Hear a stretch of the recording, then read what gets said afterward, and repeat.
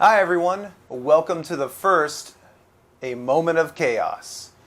These videos really aren't meant to be like a weekly series or anything. They're basically just one-offs that don't fit in any of the other shows, or maybe we don't have time to film an entire episode of one of the other shows about this subject. So they're just kind of off and on. So I figure, this being the first A Moment of Chaos video, let's talk about something that just dropped a couple days ago. Warner Brothers released the trailer for the first part of Batman: The Long Halloween. Now, those of you that are unfamiliar with The Long Halloween, I'll give you a brief summary. I really don't want to spoil a whole lot for you. If you haven't read it, it'd be a great first book to pick up. But The Long Halloween is a story written by Jeff Loeb and illustrated by Tim Sale. It takes place, in Batman's early days, and it spans a whole year. Now, within this year, you start seeing, it starts off with mafia killings. And every month on a holiday, there's another killing. So, they start calling the killer Holiday. It has a lot of Batman's rogues in it, Joker, Riddler, and on the other side of this story, it's basically a retelling of Two-Face's origin. So, up until a certain point, you got just regular Harvey Dent, and then the accident happens, and half his face is scarred. And then when he resurfaces, he's Two-Face. At the same time, these killings are going on. So, you have one on Halloween, you have one on Christmas, you have one on New Year's. I know I'm naming these holidays out of order, but you get the idea. It's a very well-written story. A lot of things are intertwined within that story. It's a great read. If you haven't read it, check it out. I'm not going to ruin who the killer is. But that's really not the focus of this video. The focus of this video is DC has done, finally, an animated adaptation. Now, DC does good with a lot of these, but there are ones that they do bad with. See, as an adaptation, you're going to have them make some changes. And that's okay. I get not everything can translate well. But here's the problem. Some of the changes they make have a negative impact on the story. We can look at everything. Some of the best adaptations that they've done, The Dark Knight Returns, Batman Year One, Under the Red Hood, I felt was one of their best ones, and they did make some changes in that. I think they only helped the story. I mean, any story that removes any traces of Superboy Prime is automatically a win in my book. But then on the other side of that spectrum, you got movies like Hush. Hush, I think, would be the best example. I don't know how you ruin that story, but they did. And they ruined one of the most fundamental elements of that story. If you've ever read Batman Hush, and it's a 12-issue arc, but it doesn't take place through the span of a whole year, Batman suddenly is being attacked by this villain known as Hush, a guy wandering around in a trench coat with bandages on his face. He's, made deals with certain of Batman's villains. And he's attacking Batman on a more intellectual level. He knows his weaknesses. He, knows who he is. It's a pretty good story. And when they announced an animated adaptation of it, I was all in. And I didn't care if it was set in this new 52 line of movies, because I'm like, this is a good story. And they ruined it. And the best example to tell you how they ruined it, and this is going to be a spoiler for that film. If you don't want to know that spoiler, you skip ahead about a minute. But here's what happens. Hush is Batman, Bruce Wayne's friend, Tommy Elliott, Dr. Tommy Elliott. In the movie, they made Hush's secret identity into Riddler. That is horrible. That's like, taking maybe the Holiday Killer and the Long Halloween and making them Penguin all along. It's not, and it'd be a dumb twist if it were. And that's, so when they announce adaptations, you get a little, this could be good, this could be bad. I'm not sure.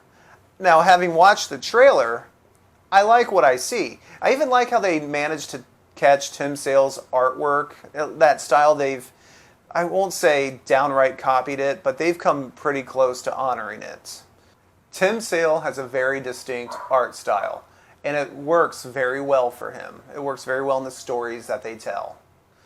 And they've come very close to capturing the feeling of that. So I am happy about that. Troy Baker comes back as a Joker. He played the Joker in Assault on Arkham. He did the Joker's voice in Arkham Origins. He does very well at coming close to that Mark Hamill feel, so I like that. Jensen Ackles is Batman. Jensen Ackles as Batman, I'm a little curious how that's going to go. Just because he played the Red Hood. So that's, when I think of Jensen Ackles, I think of the Red Hood. If you leave Supernatural out of anything. So the fact that he's voicing Batman, I know he's wanted to voice Batman. He's a big Batman fan. So it's cool that he got that. And, the couple clips that I heard, he's not bad, but like when I hear him doing those lines and everything, I'm thinking, this is Jason Todd in Batman's outfit. But I think it'll work out pretty well.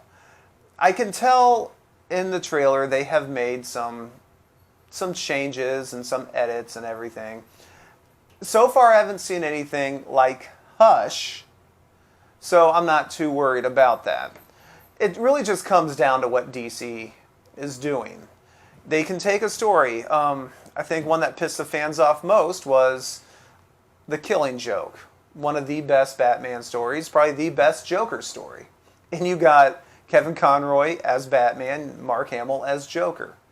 This should have been a home run without any hiccups. The problem is, The Killing Joke's kind of a short story, and they wanted to pad that out to feel like a full feature film. It was their first rated R animated film.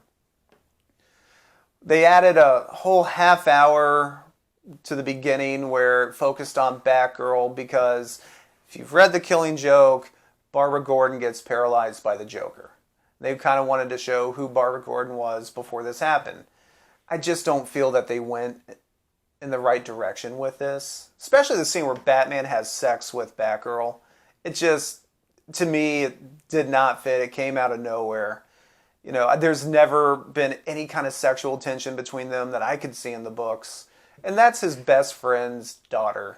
I don't see that happening. But that first half hour pissed off a lot of fans. And a lot of people have written off that adaptation of The Killing Joke.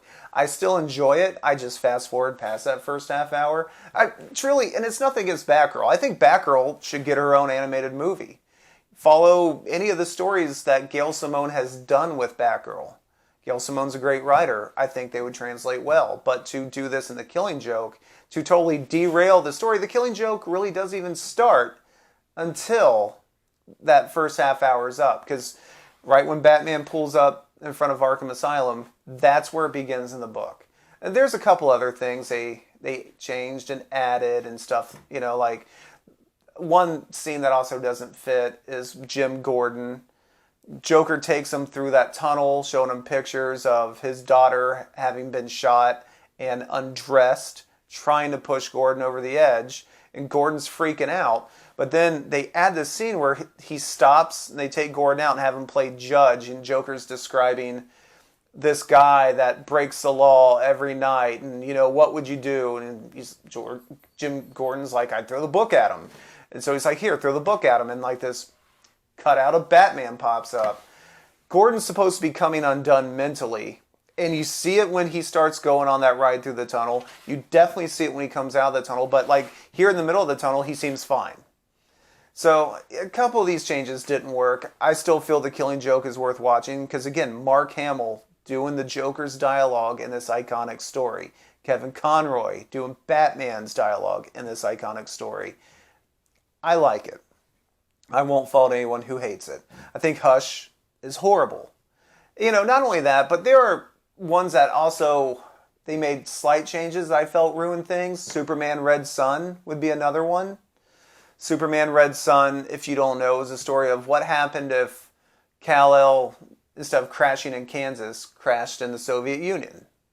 So, but before you think this is like an evil Superman story, it still shows at the core of it, Kal-El is a good soul.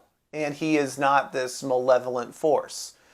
What really kept that from knocking it out of the park for me was, how do I want to put it? The ending. And I guess I'll go into a spoiler here.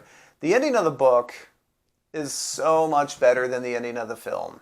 And they left out the ending of the book, which I thought was just a brilliant twist on things.